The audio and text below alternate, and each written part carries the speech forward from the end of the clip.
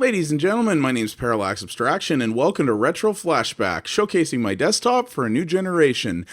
Yes, indeed, I thought it was finally time I showed this off. You know, I take pride in my computing experience, and I like to think I keep a clean home, so thought I'd show this off here a little bit. You know, a lot of people, their desktop is just kind of a crazy mess, and I like to keep things nicely organized, so I use a nice little utility called Stardock Fences, and as you can see here, I've got everything grouped into nice little sub windows that neatly encapsulates all my most common stuff and how to get at it, and it's makes it really nice. And you know, take pride in your computer and take pride in yourself, man.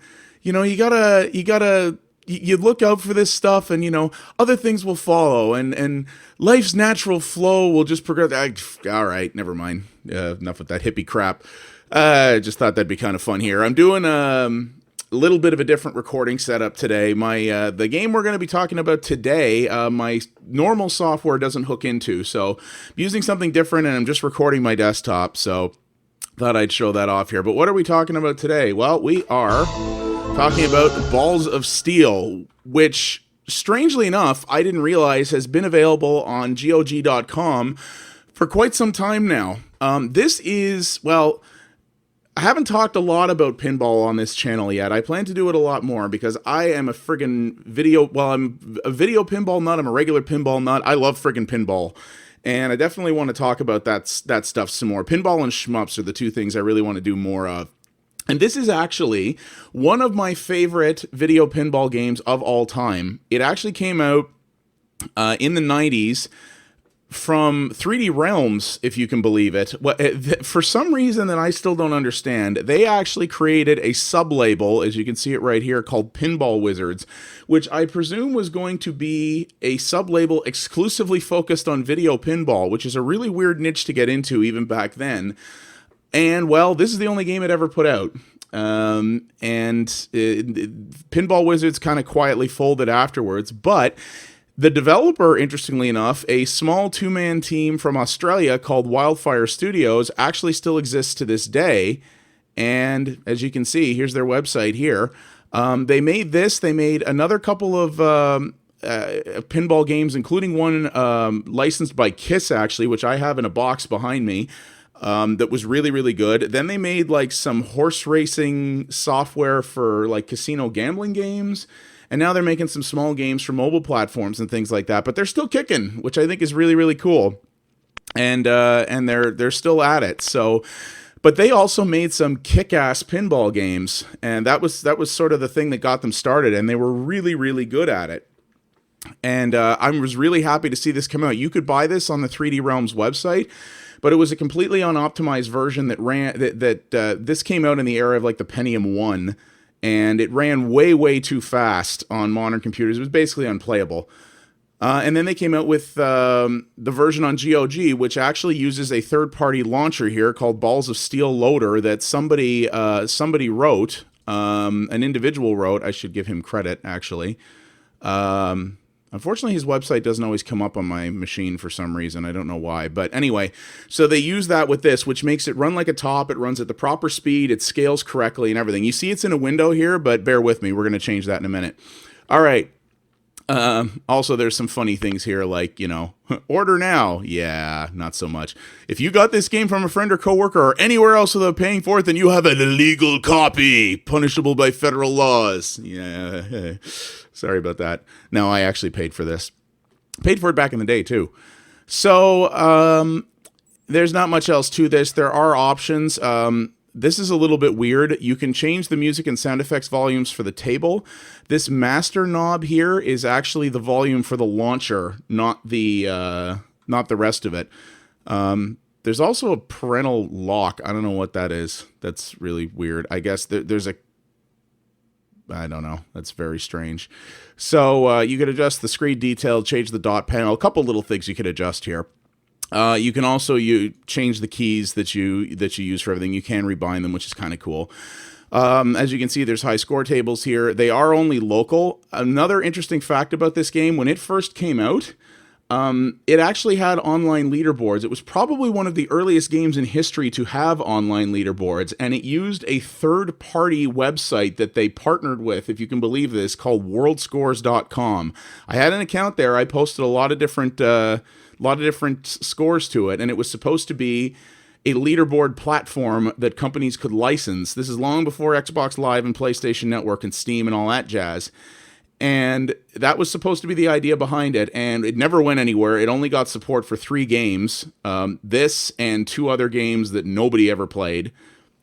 And then it sat there for years and years. It ran for years, but it never made money, as I understand it. And then one day it just quietly disappeared, and now worldscores.com goes to a domain squatter.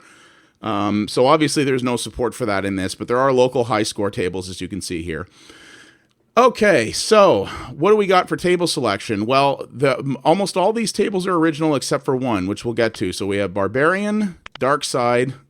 There's your licensed one. This was a 3D Realms game after all. So we got your Duke Nukem, we got Firestorm, and we have Mutation. So pretty good selection. And if you want to know a little bit about them, I mean, they all, they try to put little funny narratives into pinball games, but Barbarian, at the dawn of times, the gods summon immortal, blah, blah, blah, blah, blah.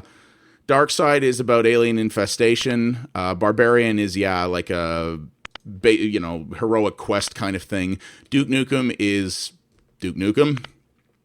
Firestorm is basically you're playing like a police and fire department trying to deal with a psychotic serial bomber, which is kind of dark. Mutation is you're in an underground genetics lab and stuff's gone crazy and there's evil creatures everywhere.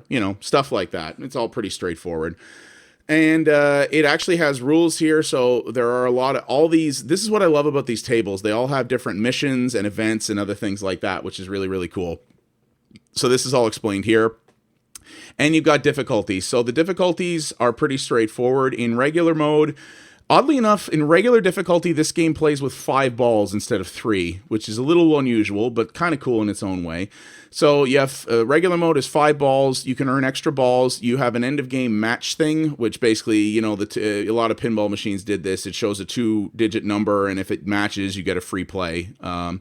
Novice is the same thing, except the ball saver stays on for a ridiculous amount of time. Arcade is 3-ball play with extra balls and no end of game match.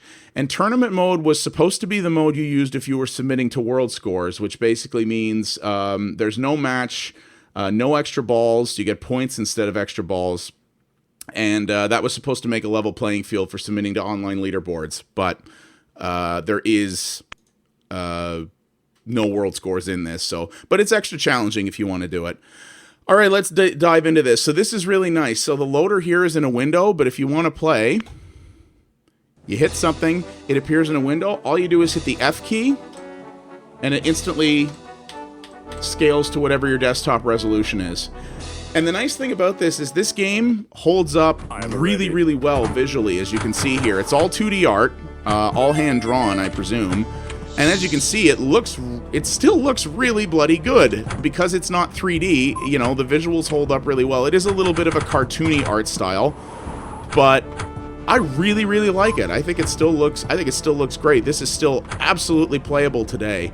Where some of the earlier 3D pinball games are still not bad, but they don't necessarily look as hot as this, So you're taking a look at what we got here. So it's pretty simple. You got your left flipper, your right flipper, you got your plunger, and there are tilt keys, though, as is the case with most video pinball games, you often can't react quick enough to use tilt effectively. Travel the mountain path. And the game will tilt you out very, very fast. So I find in most video pinball games, I tend not to use them.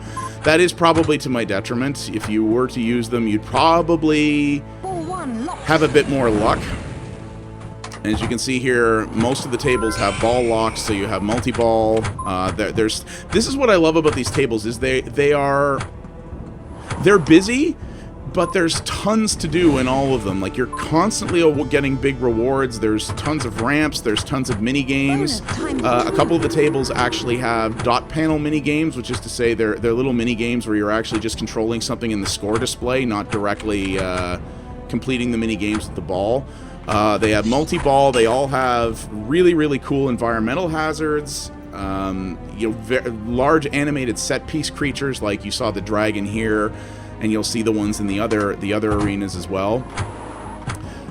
They have the music is pretty generic, but it's also understated. Like, it's there just to provide a quiet background, you know, an ambient background, and I think it does that very well. Pinball games where the music is overwhelming the rest of the sound, I find to be generally very distracting from the experience, so you kind of don't want that. And you know, some of the sound effects are pretty cheesy, but that's kind of the point too. I mean, pinball games are not a serious thing, you know. They're something you play for whimsical fun. So, and they really own that in this one, which is what I like about it. It does not take itself seriously at all. And you're getting sort of the basic idea of play here. So I'm going to showcase all the tables. If the games go too long, then I'll just back out of one and you'll see what it is here. But I have found myself playing this, like when I was testing this out for recording and stuff, so here's a Shoot Scoops and Wasteland. So you see all the mini games, it gives you instructions, which if you've seen them before, you can skip by just hitting the flippers. And there's tons of these objective missions in here. Some people don't like pinball games that have these side missions. They just like ones where you're supposed to focus on the core, you know, the core elements to get the best score you can. If you are one of those people, you will probably not enjoy this very much, because there are tons. There are tons of those side missions in this, but I actually really enjoy those. So that's why I find this pretty good. And as you see, the game hands out points in large amounts. There are various, you know, there are a lot of different forms of score. Let's pretend that didn't happen. There are a lot of different takes on scoring systems in pinball games. Everybody also has their opinions on what they like best. I personally like pinball games that hand out large numbers of points in rapid succession, because you know, it's that feedback loop, right? It's the same reason people like Farmville and crap like that, is the constant feedback loop. And this game does that in spades. You will score in the many millions. When a buddy of mine, when this game came out back in the day, we used to compete with each other for high scores in it, and we were getting, some games you could get scores in the hundreds of millions if you were good at it. So this game will hand out a lot of that. But you see there's various things, like, for example, that Gift of the Gods sort of land zone up there. If I can hit it, basically, it's a magnet, so if you hit that, you will grab, it will hold your ball temporarily, and you'll get an item for that. And as you can see, like, that's another thing that I really like about this game is in video pinball, I find a lot of designers design these games who clearly either don't get pinball or they want to re-envision pinball the way they think it should be. And one of the I have always believed that that the key thing to any pinball game, whether based in reality or like whether you're mimicking real tables or creating fantasy tables that couldn't exist in the real world, is the ball physics have to be realistic. You know, I play a lot of Pinball Effects too, but one of the things I hate about the Pinball Effects series is that the physics in that game are awful. The ball doesn't feel like a solid ball bearing or a ball of steel, if you will. It feels like a ping pong ball. It feels like it's hollow. So it's way too fast. It responds, you know, a shot from the flippers puts way too much kick on it. And it just feels like you're playing, it feels like you're playing with a child's toy rather than a proper pinball machine. And I find no matter how you're doing it, you have to be good at that. You have to be good at getting the ball physics accurate. And this is some of the best. Like, I would say this and Pinball Arcade, which is actually aiming to simulate real pinball, are two of the best I've ever seen at it. The physics in this are perfect. The ball is responsive, and as you can see, it can really move quick, but at the same time, it's got weight and heft to it. Like, it feels like you're really hauling around a big steel ball, and that's really what you want when you're playing something like this. It's critical. So, alright, so I bombed out of this one, so here's the match game. So you see it says 30. If that was a 30 as well, I would get if that was 30 as well, I would get an extra ball, but I did not get that, sadly. Alright, so let's get out of that one. So we'll go back here. We'll move on. So we'll go to Dark Side. This is one I actually really enjoy. So this is the one about... a score to settle. So this is the one sort of about alien infestation and things like that. As you can see as well, it has the drop chutes at the top. In this one, so there's also a thing you'll see in a lot of pinball games with those drop chutes at the top. If you light them all up, you'll get something. In this game, in this particular table, I believe it increases your bonus multiplier. And some games, the lights in those sections are progressive. So basically, you probably saw it there a little bit. Yeah, it didn't stay up there long enough. Oh. So as you can see, this has a little separate minigame there. Wow, it bombed that one. So it's progressive. So every time I hit the flippers, the lights in the bug drop, I'll show you here, they will progress. No, I won't, because the ball's going to go the wrong way. So you can actually sort of game that. If the ball is bouncing up and down through there, you can actually game that in order to get yourself a bonus award more quickly. Some games that's static and doesn't move. Also, I don't know what that cow thing means. You see it a lot in some of these, in the tables in this game, and I've never figured out what it means. I should email the Wildfire guys and ask. So you'll get the, so it's progressive in this, and I prefer that because it makes a little element of extra challenge because you're trying to get the ball to line up correctly so that you can get your bonuses. I think that's really cool. This is one of my, this is one of the games, this is one of my more favorite tables in this package, actually. I find this one a lot of fun. It's got some really interesting missions. It's a wide open arena. So as you can see, there's lots of ramps and stuff, but you have lots of space to move around. And lots of opportunities to sort of aim the ball where you really want it.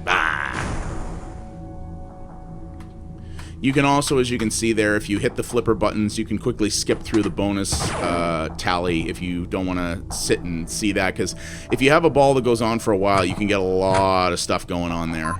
And you don't want to... If you don't want to watch all that, you can just sort of kick your way through it, which is always nice. So you can see you've got that alien up there. There's a whole bunch of different kinds of mini games, like where you'll see little bugs crawling across the table that you have to run over with the ball.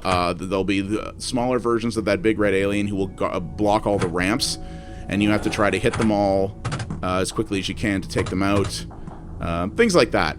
Jeez, I'm doing so well on this one. So it gives you the sort of an idea.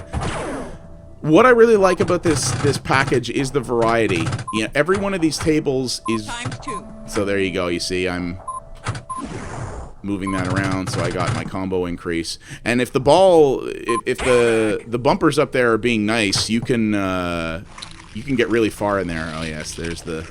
I got one. So that's how you lock a ball in this table. Kind of gross.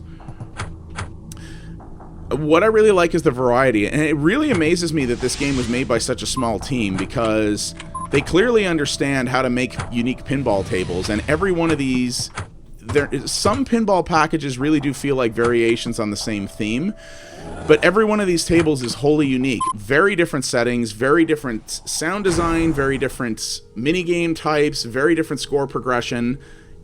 Everything about them, they all feel like their own self-contained packages, which I think is really, really slick, and not something that a lot of designers can pull off. And Wildfire was really, really good at this. I really would love to see those guys make some more pinball games, because, man, pinball's coming back, you know, with Pinball Arcade and other stuff like that doing well. I would love to see those guys take another crack at some original stuff. So here's a choice thing, so I can either increase the combo value or advance the multiplier. I'm hoping to trigger a mission here, but I don't think we're gonna, and I don't want this to be like a million-year-long video, so... This video probably will be a little longer than normal, because there is a decent amount of content to cover here, but...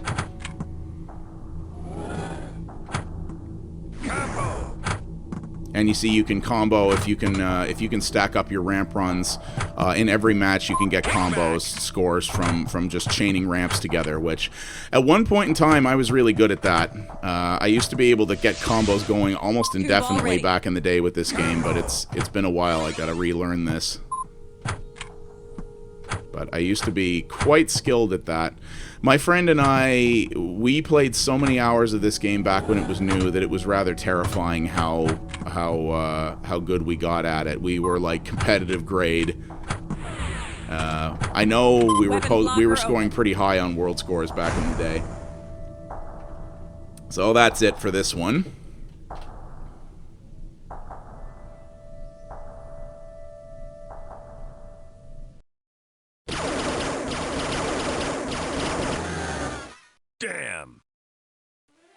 So the mini games are pretty cool. I'm hoping I can show you one of those. Unfortunately, you know, these games all tend to be, these games are very luck based, so as pinball tends to be, so a lot of the time it might just not happen. We'll come back to Duke Nukem because that's kind of one of the key ones of this package. So let's go on to Firestorm. This one, if I had to say there was one that was my least favorite in the package, it's probably this one. And only because... Bombs everywhere. Yeah, bombs everywhere. Only because, well, there's a couple of reasons. Number one, this game has a skill shot, as you probably saw blink by there, and a skill shot is basically that you launch the ball, and if you can launch the ball with a certain amount of force so that it lands in a specific location on the board, you get extra points. The problem is, and the one thing I really don't like about this game, is you can't really control the plunger. The launch plunger is just, you know, a lot of games you can pull it back different amounts to try to launch the ball in specific ways that you want. This game, it's really just, some real pinball games had this too. Rather than being a physical plunger, it was just an electronic launcher where you just pressed a button and it just shot, you know, kicked the ball and bang, out it came. That's basically what this one is. So you really have no control over the plunger velocity, which kind of makes skill shots kind of pointless, because if you can't control where the ball lands, well, how are you supposed to control where it lands? So, but that's kind of a minor thing. I like the idea of this game. This whole idea about trying to deal with this serial bomber and all this weird stuff is kind of cool. At the airport. But what, if I had to say that there was something I really didn't like about this table, or that made it my least favorite, it's simply the fact that I think it's a little too crowded on the bottom end. So this table actually, I think, makes the best use of the dual flippers of all the tables in this package, which they all have a second set of flippers higher up. I think this makes the best use of it because, as you can see, it's relatively easy to keep yourself up in this area. Stand clear. Increase freeway value. Okay. But along the bottom end of the table, which I'll get down here to, as you can see, I'll stop it here. As you can see, the playfield down here, especially on that left edge, is very, very small. And you can very easily get the ball trapped in a quick bounce back, which can be really hairy and can very easy sort of kick the ball out, sort of like that, because you didn't have time to react.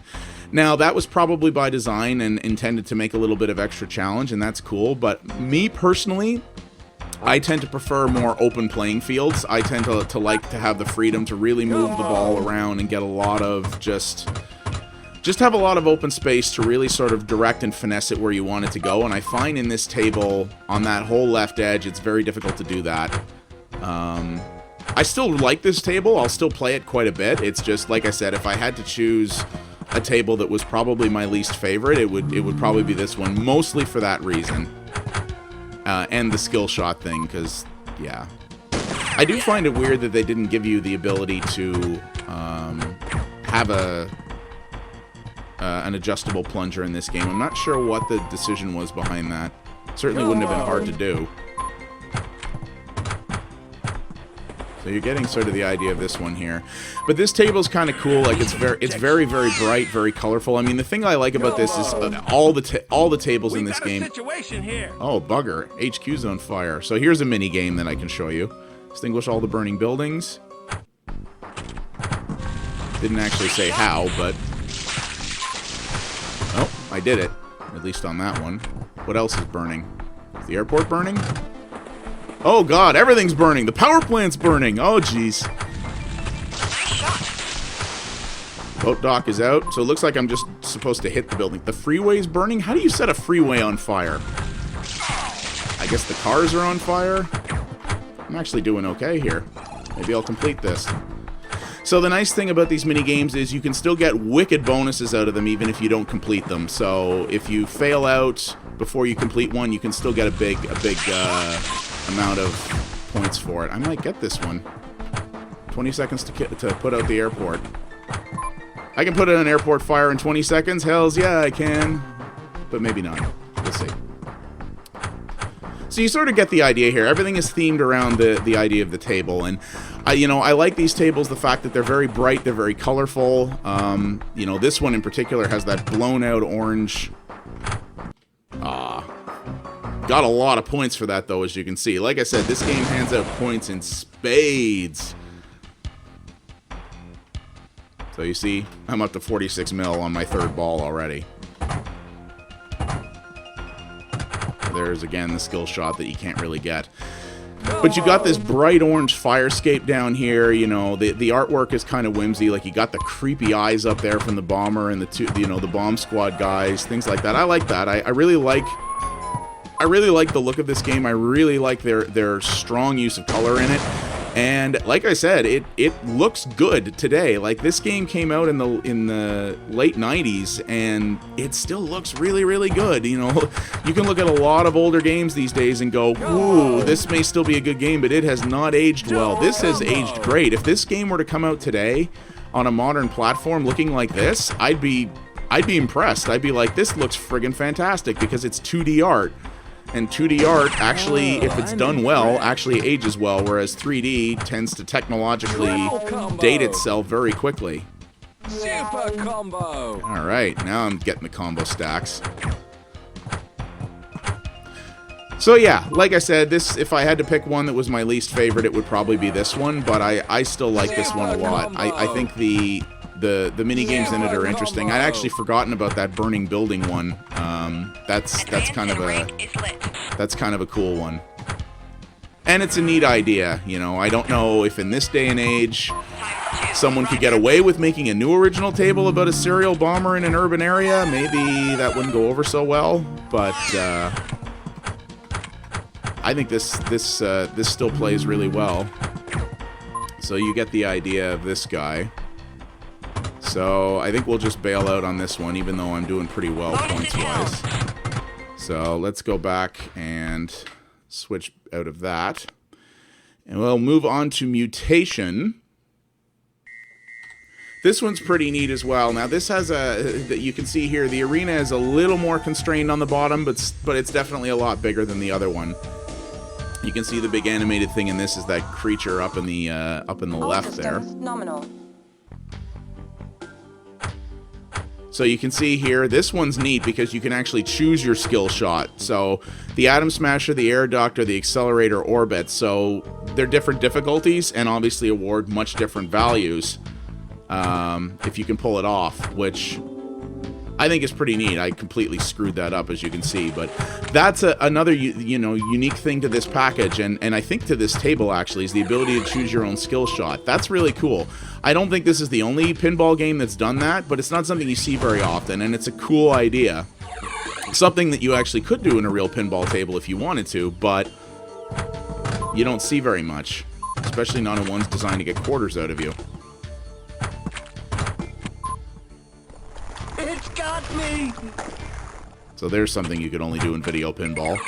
And you can often lock balls that way. The main way you lock balls is by actually unlocking the ability to shoot them into the mouth of the big creature in the upper left there, and he will eat them, and that's how you lock the ball for multi-ball. Multi-ball is probably not something we're going to... okay, so hit the captive ball, which you can see on the right there, to generate atomic particles. Yeah, multi-ball is likely not something I'm going to be able to pull off in this video, because it does take a fair amount of effort to do. Have a decent loop going there. Lock is lit. So now lock is lit, so now I can actually get something into the... I can actually get a ball into the creature's mouth if I can aim it up there and get that locked. Bonus ×2. It's in the storeroom. Don't think I'm gonna get... Yeah, I bombed out Atom Smashing. Woo, I really bombed out of that one.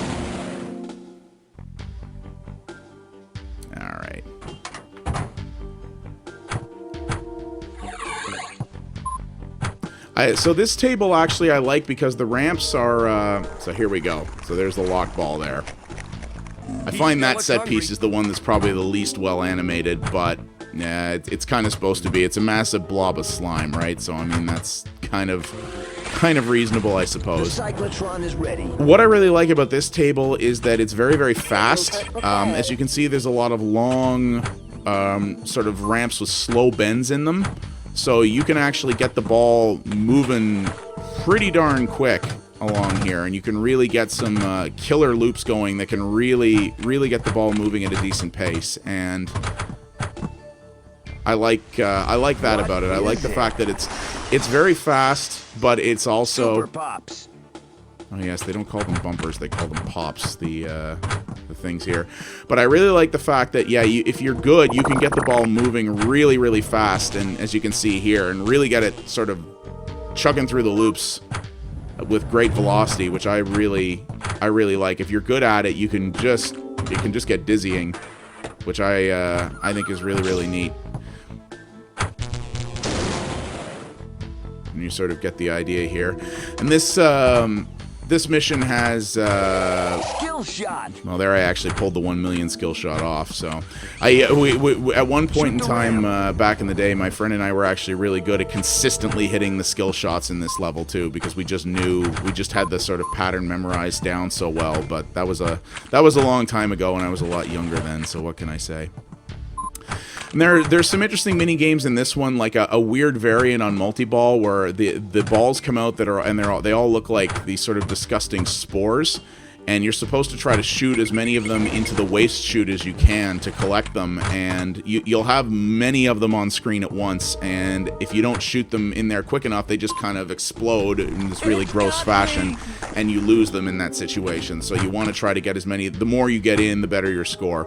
And little things like that. So while in many ways this plays and looks like a real pinball table, something you could envision existing in a physical form, they all do have, especially in the mini games, these little things that are unique to video pinball that you couldn't do with a real table, and really show off why video pinball is really cool in its own way, because it allows you to have some really interesting things that would not otherwise be possible. I think that's pretty cool. But this is a good one. I like this. I like this one. And again, very different choices of colors here. You know, everything is really based around a core color palette. So, you know, Mutation, as you can see, has a lot of green. Firestorm has a lot of red. The Alien one has a lot of blue in it. Duke Nukem has a lot of yellow, obviously. And I guess Barbarian is kind of red as well, or red or reddish brown, really. But everything has a very central color theme around it that they use to really great effect, which I think is cool. It's not all, like I said, it's not all just variations on the same thing. It's all like they really have a central visual design point that they base all these tables around, which really shows how good the Wildfire guys were at this kind of artwork. I think it's very, very neat. My God, what have you done? Okay, Toxic Spores. So that's the one I was talking about. Let's see if I can get... Let's see if I can get the ball in there and can show you guys Toxic Spores, because I think it remains lit. Yes, it does. Okay. So let's see if we can get Toxic Skill Spores. shot.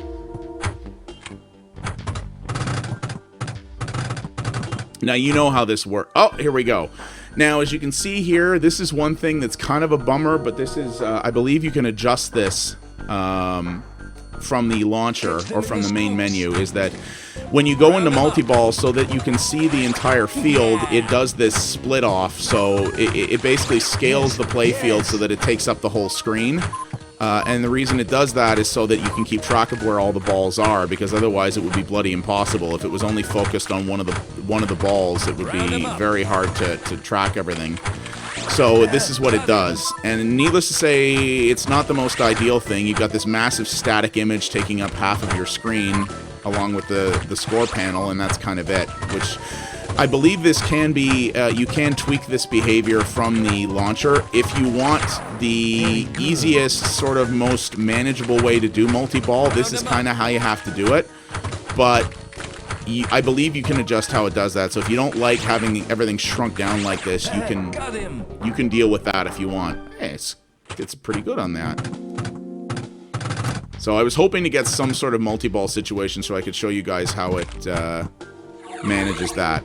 Different games handle it in different ways. I don't know why it had to split the screen like that. I would rather it probably just put scale the table out and put it in the center of the screen, but I haven't adjusted it from the defaults. Blast! Guy sounds like Mr. Burns, kind of.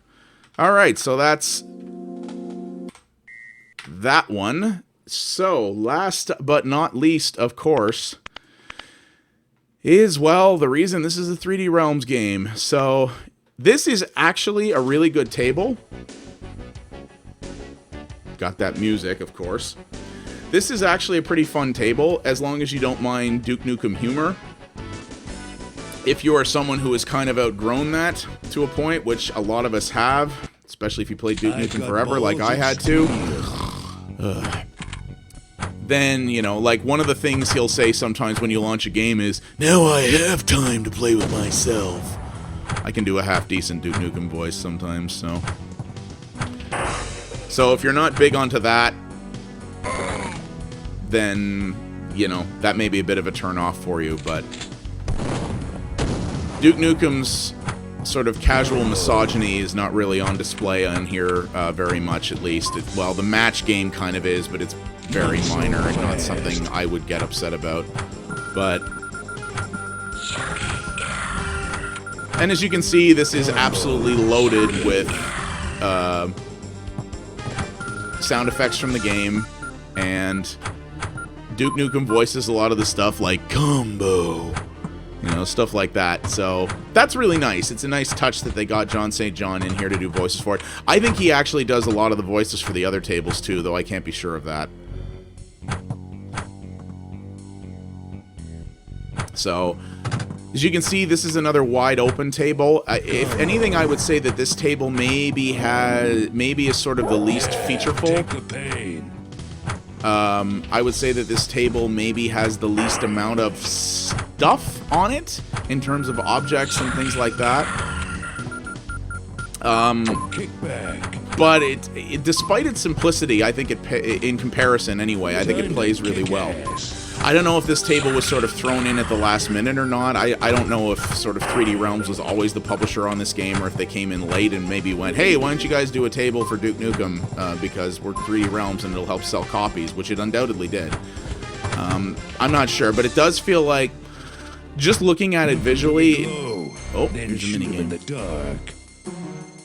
Nuke each flashing shot to shoot down the pig cops. Okay. So hit them. I feel that I actually still really enjoy this table, but it does feel a little bit like this is the one that was put together the quickest, just because, like I said, there's no real big animated set piece objects on the map here, and it just feels like this one has the least amount of stuff in it to do. Or at least the least amount of objects. Some people might like that because, as I said before, I like wide open playing fields, and this one is very wide open. Lots of space to move around in here. Like bacon for breakfast. Making bacon. So, you know...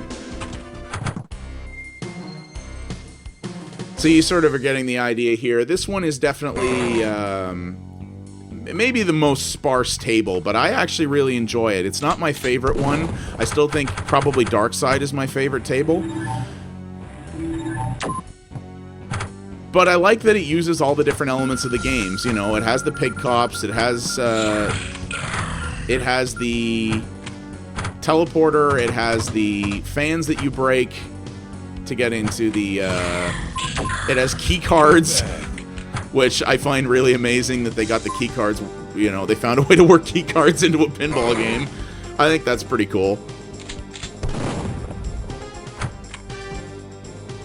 And you sort of get the idea. I like, you know, I still think it works really well, and I think it actually makes really good use of its source material.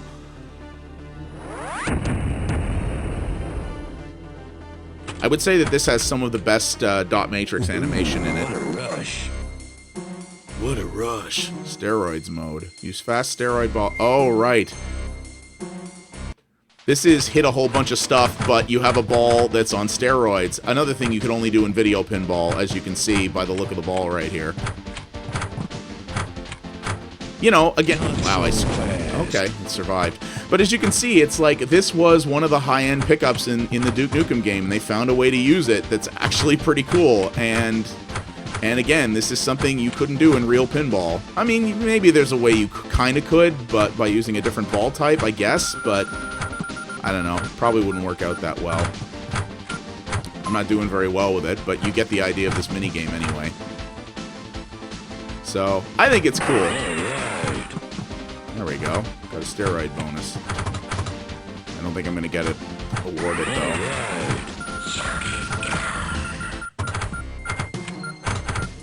Nope. I got 1 million as everybody gets a trophy. And I'm the cure. So there's an enemy there, and as you see, I didn't do very well with that, but if you can get up into that ramp and hit him a few times, you'll get...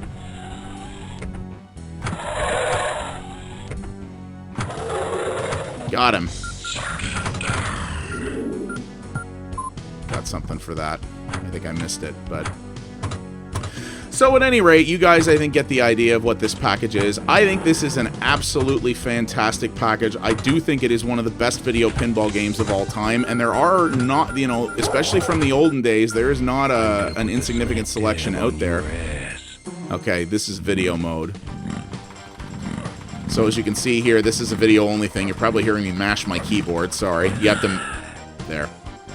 You have to basically mash your keyboard in order to win that tug of war. And the idea is actually, I didn't do that right. The idea is you're supposed to keep that going as long as you can because you get more points for stringing it along, and I just kind of mashed my way through it, so you don't want to do that. Oh, wow. I'm getting crazy friggin' mini-games in this one. I think I might finish this game out. But I do think this is one of the best video pinball packages of all time. To be honest, you know, my opinion of 3D Realms as a company and some of the people who ran the place there is not all that great, but they seemed, I don't know, the whole, I would love to hear the story behind the whole Pinball Wizard sub-label, because it seems very odd that they wanted to start an entire label up dedicated solely to video pinball. But can you imagine if that had gotten somewhere and Pinball Wizards had, because I think this game did relatively well, but if you can imagine Pinball Wizards having enough success that they could have put out like a whole line of pinball games from different developers, that would have been friggin' amazing. And maybe that's something they could have done today, you know, if it was running in this day and age with mobile platforms and everything else that's out there now that makes it easier for games like that to reach a wider audience, maybe they could have done something like that. I think that would have been really cool. And I mean, Wildfire clearly knew what their talent was, because they went on to make other pinball games until pinball games kind of fell out of fashion. And since they're still kicking today, I would love to see these guys take another kick at the video pinball can. I think they could totally do something amazing. I mean, this was great. Kiss Pinball was great. I hope I'll have the means to showcase that to you guys at some point. Unfortunately, that I believe is based on the same tech as this game, which is to say that it needs something like a BOS launcher to work properly on modern computers. And sadly, I don't know if BOS launcher works with that game. I should probably try it, but I'm gonna guess it probably doesn't. And I'd love to see them make more stuff, because like I've played this a crazy amount already since I rebought it, and I will probably play it a lot more after this. I'm definitely gonna keep this installed on my computer just as a time killer. And because this is a game from like the Pentium 1 era, it will run on anything. You got a crappy old laptop? Don't worry about it. This will run perfectly. And if you like pinball at all, you owe it to yourself to grab this game, because it plays extremely well, it still looks really good, and it is some fantastically designed pinball. But yeah, that is Balls of Steel, developed by Wildfire Studios and published by Pinball Wizards / 3D Realms. You can buy this on GOG.com right now. There is a link in the description below this video to do that. If you would like to pick this up, if you could do me a favor and click that link before you buy it. I get a teeny tiny little kickback from GOG for purchases made through my channel, and well, it helps the channel out a lot, more than you might think. So if you like this game and could do me a solid and click that link to buy it, I would really appreciate it. And yeah, if you liked what you saw here, please consider liking and subscribing. That helps me out arguably even more. So I would definitely appreciate that. But this is fantastic, and I definitely think any pinball fanatic should pick it up. And well, it's easier than ever to play this right now for cheap. My name's been Parallax Abstraction. Thank you guys all very much for watching, and I will see you next time.